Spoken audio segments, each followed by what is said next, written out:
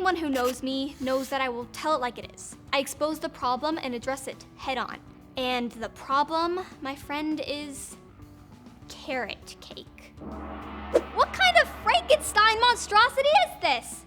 Carrots and cake? Ugh. This is the sneakiest way yet someone's tried to get me to eat my vegetables. I mean, it looks so delicious, but it only took one bite for me to realize looks can be deceiving. This lesson actually goes back to the Bible. Specifically, this one time when God used this prophet and judge named Samuel to choose a king. Sam, as I like to call him, was a really good, godly leader. He grew up hearing from God. But the Israelites wanted a king, not a judge. So God called Sam to anoint their first king, Saul. Now, anointing is, well, hold on.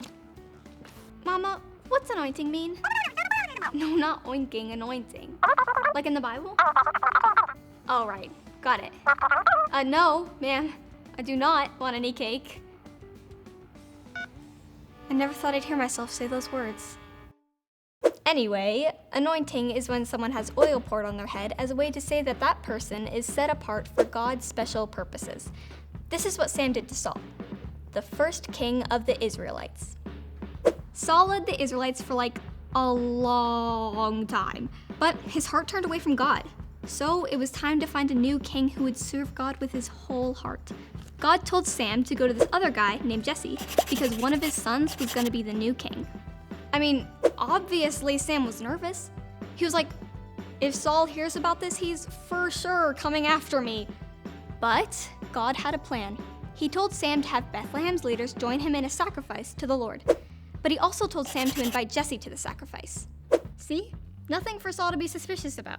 God then told Sam that at the sacrifice, you must anoint the one I point out to you. So Jesse shows up to the sacrifice with his sons, and old Sam saw that the oldest son, Eliab, was tall and good looking, and he was like, boom, this dude's gonna be king. But God was like, not so fast, Samuel. He told him, I don't look at what's on the outside of a person, I look at what's in the person's heart. This is where the whole carrot cake comparison comes in.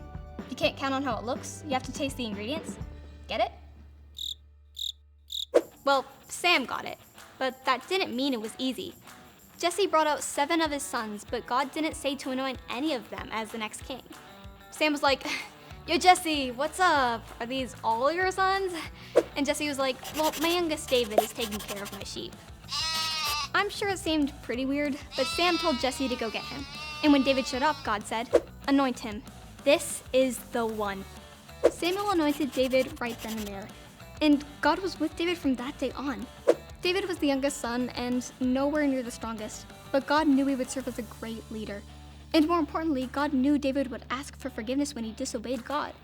David was chosen because God looks at the heart, and God knew David's heart was right. He sees our hearts too. We can't change God's mind by trying to look good on the outside, like carrot cake.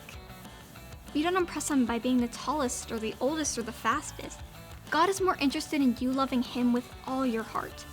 Next time you look in the mirror, think about what God sees in your heart. Now, if you'll excuse me, I need to go discuss this whole vegetable cake incident with my mom. Bye.